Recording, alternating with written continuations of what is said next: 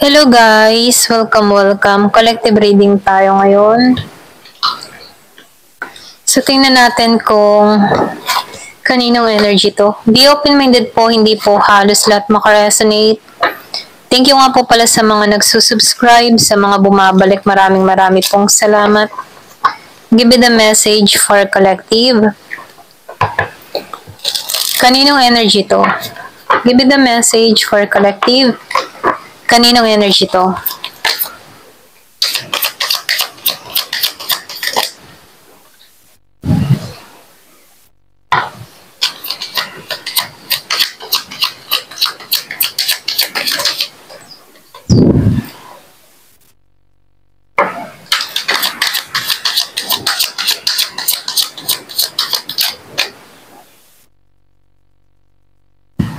Meron ako nakikita ditong nagpapasya. May pagpapasyang ginagawa.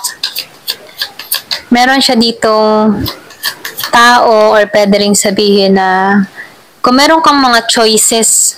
So nakikitaan ko dito meron kang hakbang na gagawin. May pagpapasya ka dito.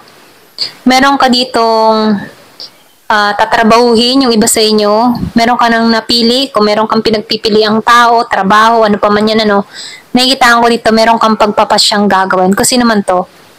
So nakikitaan ko dito, andito ka sa moment na sinusunod mo na yung intuition mo, sinusunod mo yung kutob mo. Ayan, ito rin nakikita ko. So nakikitaan ko dito na highly spiritual ka or pwede rin sabihin na malakas yung iyong sense, malakas yung kutob mo. So nafe-feel ko dito na ikaw yung tipo ng tao na marunong ding bumasa ng energy or pwede rin radar mo sa isang tao kung mabuti yung intention o hindi nito. Or radar mo sa isang tao kung mapapabuti to para sa'yo o hindi. Ganyan. So nakikita ko dito, meron kang tatahakin, meron kang napili. Ganon. Meron ako nakikitang Pisces, meron ako nakikitang Scorpio, Cancer, meron ding Virgo, Taurus, and Capricorn. So, nakikita ko nga dito, lumalabas na malino na para sa iyong lahat. Meron kang, yung ba tipong naliwanagan ka sa isang sitwasyon or meron nagpalino sa iyo kung bakit meron ka nang napipili or meron ka nang tatahakin dito. So, nakikita ko dito, yung iba sa inyo, ile-let go mo na yung nakaraan or pakakawalan mo na yung nakaraan. Ganon yung energy. So, nakikita ko dito na pipiliin mo na yung sarili mo. Pipiliin mo na dito maging masaya. Kasi nagiging ng malinaw para sa yung lahat. Nababalanse mo na yung sitwasyon mo. Meron ako nakikitang malakas yung Libra. So, nakikita ko dito, meron kang tinapon dito or meron kang tatanggalan dito. So, lumabas, ito rin na-feel ko. Hahanapin mo na yung kaligayahan mo, hahanapin mo na yung sarili mo, hahanapin mo na kung ano yung makakabuti para sa'yo. Ganon. So, ito rin na-feel ko sa'yo.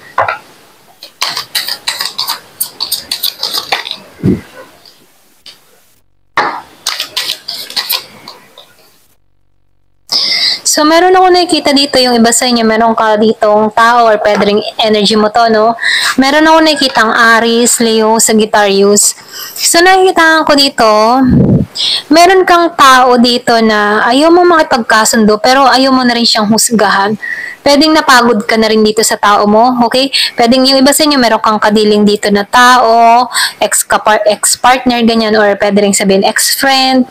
So, nafe-feel ko dito, meron kang yung bang tipong pinapakawalan mo na lahat ng sama ng loob mo, pinapakawalan mo na lahat ng mga negative na emotion mo dito sa tao na to. So nakikita ko dito, naliliwanagan ka dito na ang pagpapalaya ay kailangan ay tanggap yung sitwasyon. So nakikita ko dito, unti-unti mo nang natatanggap. So, nakikita ko dito na meron ditong tao na pinapatawad na niya or tinatanggal niya na yung galit sa kanyang puso dito. Lalo-lalo na sa mga tao nagkaroon ng atraso sa kanya dito. So, nakikita ko dito na hindi niya hinuhusgahan tong mga tao na to. So, nakikita ko dito mas pinipili niya na yung sarili niya, yung kapayapaan niya dito. Ito rin nakikita ko.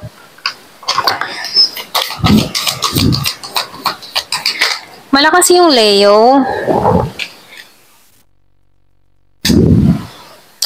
So, dito, meron ako nakikita dito Yung bang tipo na masaya ka naman kahit wala tong kapartner mo or merong mga tao sa buhay mo, environment mo na nagpapasaya sa'yo na kumukumpleto sa mga araw mo, okay?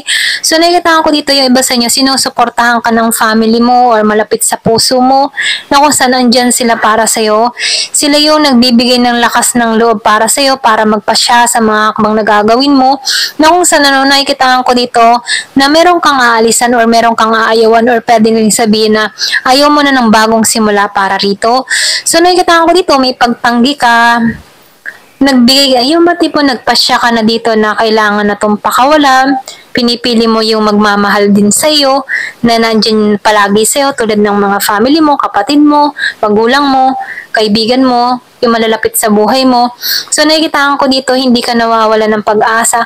Kahit walang simulan nangyayari sa'yo, love life dito, kung meron kang love life or pwede rin sabihin nawawalan ka ng trabaho, meron kang mga tao or nasa likod yung mga mahal mo sa buhay na sumusuporta pa rin sa'yo.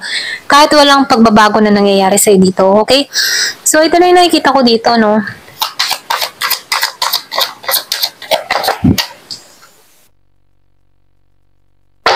So, nakikitaan ko talaga yung paglaya mo sa isang sitwasyon, mas tinatahak mo dito yung kapayapaan mo.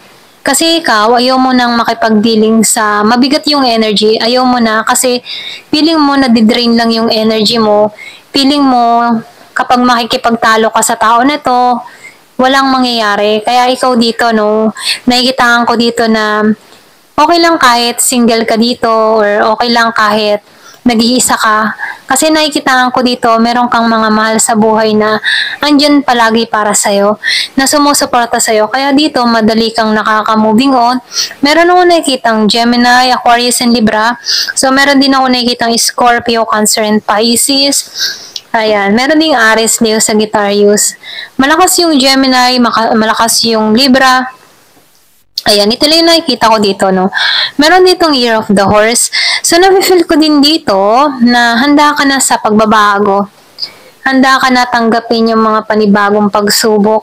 So, nakikita ko dito, mas hinahanap mo yung kapayapaan mo. Nagiging masigla ka sa bawat araw na nangyayari sa buhay mo. Ayan.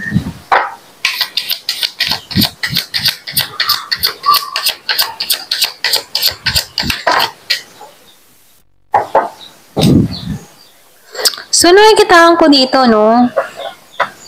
Buong tapang kang nagpasya dito. Nakikitaan ko dito na nagiging logic ka sa sitwasyon. Nagiging kang matalino sa mga desisyon na ginagawa mo. Merong renewal na nangyayari sa'yo. So, nakikitaan ko dito, priority mo yung tagumpay. Gusto mo magtagumpay. Ayaw mong manatili sa pagkalugmok. Ayaw mong manatili sa pagkalungkot.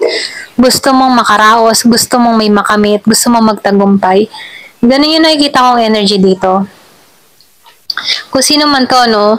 So, nakikitaan ko din dito, no? Meron ako nakikitang Taurus. Nahanap mo na yung balance dito.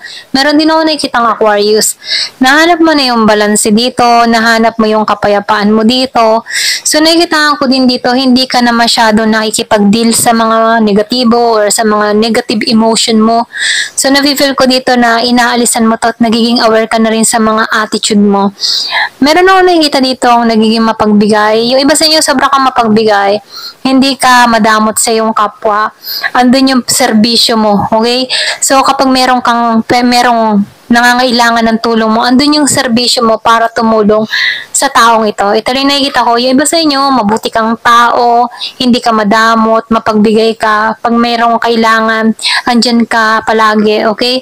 So, nakikita ko dito, yung iba sa inyo, meron kang makakamit dito na kahilingan, meron kang makakamit dito na kung saan, lalo magpapatibay ng kalooban mo. So, nafe-feel ko dito, magiging confident ka dito sa mga maa-achieve mo. Kung naman yung mga nawala sa'yo, meron ditong gantimpala na naghihintay sa'yo. Kasi mabait ka kasi mabuti ka, hindi ka madamot. Kahit nasaktan ka dito, tanggap mo, nagparaya ka dito or nagpatawad ka dito. Kasi alam mo sa sarili mo kung ano yung makakabuti para sa'yo. Kaya dito, pinapatawad mo lahat ng mga nagkakasala sa'yo. Ayun, ito lang nakikita ko sa'yo. So, tingnan natin dito sa yin and yang.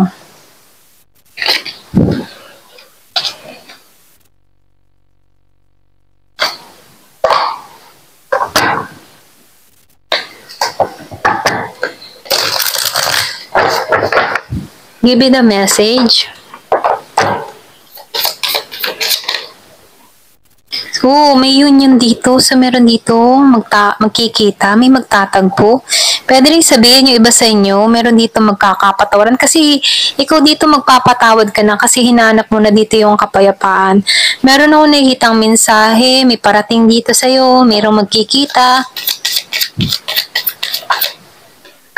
So, meron ako nakikita dito mag-express ng kanyang totoong nararamdaman. Uy, so nakikita ko dito, meron dito magbibigay ng kanyang totoong saloobin, meron ditong ibubulgar or meron tong sasabihin. Kumbaga, wala na tong face mask, wala na tong mask na nakahara. So, nakikita ko dito yung genuine, magiging totoo to. So, nakikita ko dito, ang pagtatagpong ito ay magiging makatotohanan, okay? So, meron dito magkikita, face to face, ayan, merong makikipag-ayos, meron ditong maliliwanagan, ganyan. So nakikita ko dito, meron nag-i-spy sa'yo, meron nag-i-spy, meron nakatingin. So nag-i-inspect to sa'yo kung anong ganap mo sa buhay mo, or kung meron ka na ba, meron ka na bang bago, nakatingin siya sa'yo. Nakatuon sa'yo. Ayan, may nakatuon. So, yung ba sa inyo, kung madalas mong mapanaginipan tong tao mo, merong mensahe na pinaparating sa'yo, okay? Or pwede rin sabihin na kung madalas kang makakita ng ibon, madaming ibon, meron tong sign para dito sa tao mo. Kaya lang, medyo nag-aalilangan to, okay? Pwedeng meron takot, merong hiya. Pero gusto niyo itong makipagkita sa'yo. Gusto ng tao nito na tunguhin ka dito. Nahihiya siya dito. Ito rin nakikita ko na mahiyain. Nag-aalilangan, pwedeng may takot, walang mukhang mahiharap sa'yo. Pero nakatingin. Nakatingin sa kilos mo. So, meron kang kadiling dito na Virgo, Capricorn, Taurus. Yung iba sa inyo, pwedeng ikaw to. Ayan. So, nakikitaan ko din dito, no? Yung sinabi ko kanina, tinanggap mo na lang, pinakawalan mo to. So, lumabas yung release, ano? So, narender mo na lahat. Kasi ikaw, ayaw mo na kasing, yung man tibong feeling mo, nadidrain ka na, pagod ka na, ayaw mo na siyang isipin pa, nililinis mo na sa puso at isipan mo tong tao mo, kaya gusto mo na maghilom dito. Ito rin nakikita ko. So ngayon, nakikitaan ko dito, ito na yung, kumbaga nagiging ng malino para sa'yo ang lahat na kailangan palayain na. Kailangan pagpapatawad para madaling maghilom. So nakikitaan ko dito, nagiging bukas ang kaisipan mo para sa tao na to. Ayaw mong magtanim ng sama ng loob. Kasi kahit lumayo ka sa tao na to, nararamdaman mo na andyan pa rin yung presensya niya kasi hindi ka nagpapatawa dito. At dito, naging aware ka dito at nalaman mo na ang tamang paraan para makalayo or maghilom dito ay pagpapatawad at pagpapalaya sa sitwasyon. Okay?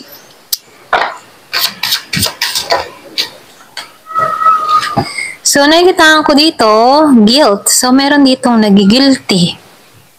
So, meron kang taong guilty. Yung iba sa inyo, nag-iisip to. Kasi dito, no, control mo yung sitwasyon eh. Ayaw mo nang alam mo yung tipo na makipaglabanan pa dito. So, nafe-feel ko dito na pinapalaya mo yung sitwasyon mo kasi mismo ikaw yung may control para sa sarili mo. So, nakikita ko dito, guilty to. Merong nagigilty. Pwedeng merong sumabotahe, pero ganun pa man, yung iba sa inyo, gusto na talaga ng pagbabago. Umaasam ka ng pagbabago. Gusto mo nang matapos tong cycle na to. Gusto mo nang makompleto to. Gusto mo nang makawala dito. At ang naiisip mong paraan para makawala dito ay ang patawarin tong tao nito at i-surrender na to. Ganon. So, yung iba sa inyo, nagbabalak dito na i-let go na to, i-release na to, at moving on, moving forward. Ganun yung nasa isipan mo. Change, pagbabago. Ayan. Ito lang yung nakikita ko sa'yo. Thank you for watching. Love and peace.